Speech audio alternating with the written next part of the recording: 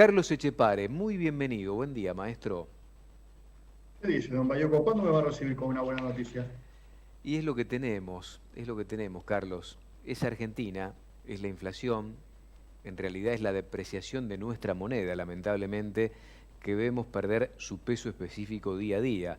Hoy tenés un peso en el bolsillo y rápidamente tenés que tratar de sacártelo de encima, comprar algo porque seguramente, probablemente mañana con ese peso no vayas a comprar lo mismo. Ahora, somos un país bastante especial, ¿no? No hace falta que lo diga yo, pero vos Bueno, porque acordate en que, en el mundo, Carlos, prácticamente ya no hay más inflación, es muy poquito lo de claro, pero inflación que tienen hasta los países latinoamericanos, excepto Venezuela, Argentina junto a sí, Venezuela, en el los mundo países con mayor prácticamente, inflación en el mundo. no, sin duda, en el mundo prácticamente no existe la inflación. Lo que pasa que, bueno, y menos ahora con la pandemia, incluso en muchos países, por aquí inclusive hay deflación. Y yo te acordás que te contaba que los productores están enojados porque los precios bajan y ellos dicen no quiero que me bajen a mí el precio de compra. Ujú. Pero bueno, las industrias están bajando el precio de algunos alimentos para que la gente consuma. Pero te decía que somos, sí, sí, somos muy, muy raros en todo. Acordate que en los 4 años del gobierno anterior había mucha gente convencida que la Argentina que tenía que tener el precio de los combustibles a nivel internacional. Sí. Me refiero a ese ida y vuelta que tenemos permanentemente, Pero ¿no? ¿cuánto vale el Eh, combustible, por ejemplo? Porque yo creo que estamos a nivel internacional en cuanto al precio de no, los no, combustibles. te falta un poquito todavía, te falta un poquito. ¿Cuánto Por se eso, paga por el combustible, por el litro de nafta en España, por ejemplo? lo que sería el diésel, ¿El ¿no? diésel? Aquí, el diésel está 1,12.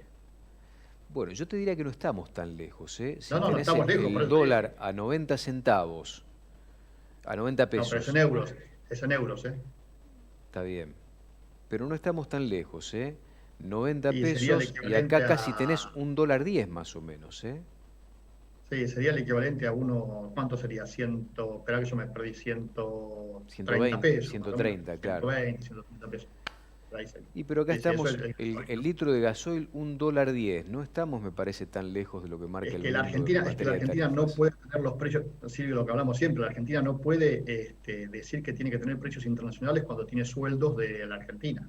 Por eso, Ese es el problema. ¿Eh? claro. Ingresos de la Argentina, 10 tipos de cambio diferentes, Ujú. presión, bueno, todo lo que ya sabemos.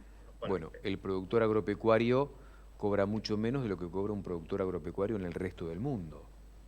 bueno, de lo que cobra aquí ni te digo, lo que cobra en Estados Unidos mucho menos Por además. eso. Y además teniendo en cuenta que en todos lados tienen además las ayudas, ¿no? Sí, Los que subsidios. el desacople está hecho en la Argentina, lo que pasa que a veces el consumidor final no paga ese desacople, ¿no? Te diría que casi nunca, que casi nunca. Ese desacople queda entre el Estado y a veces algunos vivos que tenemos en la parte, digamos, de la cadena, pero generalmente queda en el Estado. Sí, Si igual. querés, vemos el desacople de ayer. Dale.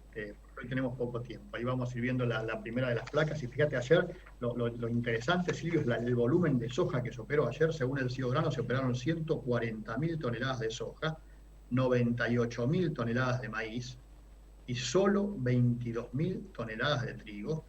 Y claro, cuando uno mira el trigo, a uno le preocupa porque habrá que ver qué reacción tomará en su momento cuando el trigo no aparezca, si es que el trigo sigue tan escaso para la industria molinera. Los precios ayer mejoraron un poquito, sobre todo la soja y el maíz, 30.500 pesos para la soja, 19.500 para el trigo, 17.800 para el maíz. En la placa siguiente, que es la comparación, fíjate que estamos en $548 por tonelada de soja industrializada que ingresan al país y 203 que le pagan al productor. El trigo, $268 por tonelada, 130 le pagan al productor, y el maíz 234, 118, 119 le pagan al productor, siempre considerando el tipo de cambio que ayer, atención, porque ayer se escapó un poquito el blue y también subieron los tipos de cambios legales, es decir, el dólar MEP y el dólar bolsa, ¿no? Están pagándole el 37% del precio internacional de la soja, el 49% del trigo y el 51% del maíz. En la placa que mostramos siempre para ver la capacidad de pago que calcula el Ministerio de Agricultura, que es la placa siguiente, y lo que es el pago que se hace en el mercado local, seguimos teniendo diferencias a favor de los compradores en soja de manera importante. En trigo estamos prácticamente dentro del nivel de paridad y a favor de los vendedores en el maíz. En este momento el maíz se está pagando unos $7 más de lo que es la capacidad teórica de pago del exportador, y te vas arriba de $10 si podés entregar maíz en Bahía Blanca, ¿no? Y atención que el conflicto que hay otra vez con sectores de los camioneros se está complicando, sobre todo en la zona de Rosario, y esto también puede tener impacto. Y la última que tenemos para ver, que vemos todos los días, es lo que sería el precio de los productos si tuviéramos el tipo de cambio legal más los precios internacionales que corresponden. Y ahí estamos, bueno, el diferencial en girasol es muy grande, pero sacando el girasol tenés que la soja debería valer 78.455 pesos, el trigo 38.400 y el maíz 33.300. Pero ayer lo interesante de ver, de seguir en el mercado internacional, porque anoche hacíamos un análisis que lo habíamos hecho a la mañana con Salvador y Stefano, y yo creo que algo te comenté ayer. Cuando uno mira los datos de la mercadería que queda sin negociar, cuando digo sin negociar, digo sin precio en realidad. Hay una parte que está negociada y entregada en la condición a fijar, que vos sabés que no tiene precio, y hay otra parte que está directamente todavía en poder de los productores, y hay otra parte que está sin cosechar. Pero sumando los saldos que están quedando de la campaña pasada y lo que hay de esta cosecha, demuestra que hay cifras que, por lo menos a mí me preocupan si están guardadas o sin ningún tipo de cobertura. Fíjate que hay unas casi 11 millones de toneladas de trigo, ya te insisto, entre lo que está guardado, en el caso del trigo, lo que venía de stock de arrastre y lo que está entregado en la condición a fijar. En el caso de la soja, que es el número más importante, habría 55 millones de toneladas en esa condición, y en el caso del maíz, 42. Si vos lo valorizás todo esto a precio interno, a precio del mercado actual, eso te da algo así como 28.000, 29.000 millones de dólares, que no están sin seguro, vamos a decirlo así. Están sin seguro. Están en el aire. Claro, y la verdad es que vos decís, ojalá, como yo decía anoche, todos los que dicen que los precios van a seguir subiendo y todo lo demás, no se equivoquen, porque claro, opinar como opinamos nosotros es muy fácil, pero el bolsillo es de otro, ¿no?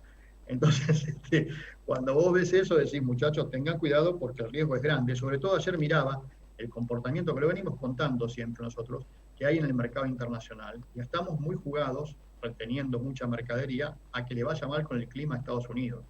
Estados Unidos tiene la suerte que le vaya bien, la cosa puede ser muy distinta en materia de precios. Y de hecho ayer la soja, que durante prácticamente toda la jornada estaba otra vez en baja, después terminó con una pequeña suba, pero la pequeña suba se dio en las posiciones más cercanas, a punto tal que la soja cerró en mayo a $521 para la posición mayo en Estados Unidos, mientras que la posición noviembre cerró a 456.